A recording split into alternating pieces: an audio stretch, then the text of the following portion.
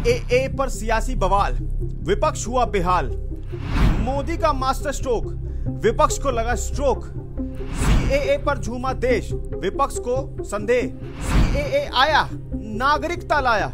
केंद्र की मोदी सरकार की तरफ से नागरिकता संशोधन कानून नोटिफिकेशन जारी कर दिया गया है। लोकसभा चुनाव से पहले केंद्र सरकार का यह बड़ा कदम माना जा रहा है। इसके तहत अब 3 पड़ोसी देशों के अल्पसंख्यकों को भारत में नागरिकता मिल सकेगी।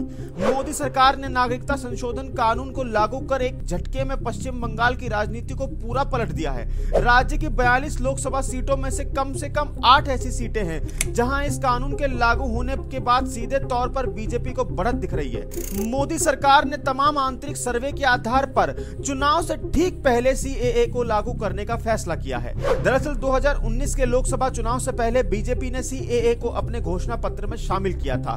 पार्टी ने इसे बड़ा मुद्दा बनाया था। गृह मंत्री अमित शाह हाल ही के अपने चुनावी भाषणों में कई बार नागरिकता संशोधन कानून या सीएए का लागू करने की बात करते रहे हैं। उन्होंने ऐलान किया था कि लोकसभा चुनाव से पहले इसे लागू कर दिया जाएगा। अब केंद्र सरकार ने इसके लिए नोटिफिकेशन जारी करते हुए इसे लागू कर दिया है। सीएए के तहत मुस्लिम समुदायों को छोड़कर 3 मुस्लिम बहुल्य पड़ोसी मुल्कों से आने वाले बाकी धर्मों के लोगों को नागरिकता देने का प्रावधान है। केंद्र सरकार ने एक वेब पोर्टल तैयार किया है जिसमें पड़ोसी देशों से आने वाले अल्पसंख्यक समुदाय को अपना रजिस्ट्रेशन कराना होगा, जिसके बाद सरकारी जांच पड़ताल के बाद लोगों को नागरिकता दी जाएगी। यही वो पेच है जो विपक्ष को पसंद नहीं आ रहा। विपक्ष एक सुर में इस कानून को चुनावी घोषणा के तौर पर प्रेजेंट कर रहा है और इसे एनआरसी से जोड़कर देख रहा है।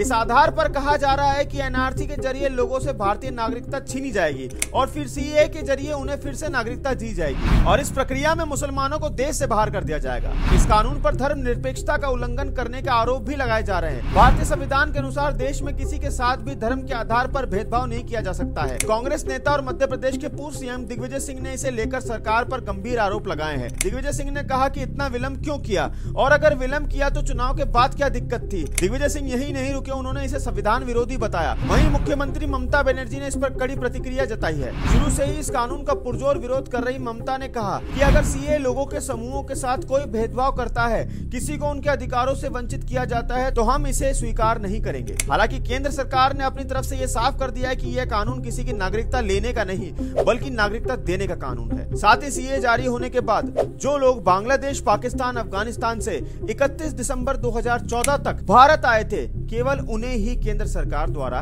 भारतीय राष्ट्रीयता दी जाएगी। तो ये थी सीएए की पूरी कहानी। हमारे साथ देश दुनिया की और खबरें देखने के लिए जुड़े रहें और वीडियो अच्छी लगी हो तो कृपया लाइक करें, शेयर करें और ज्यादा से ज्यादा सब्सक्राइब करें। धन्यवाद।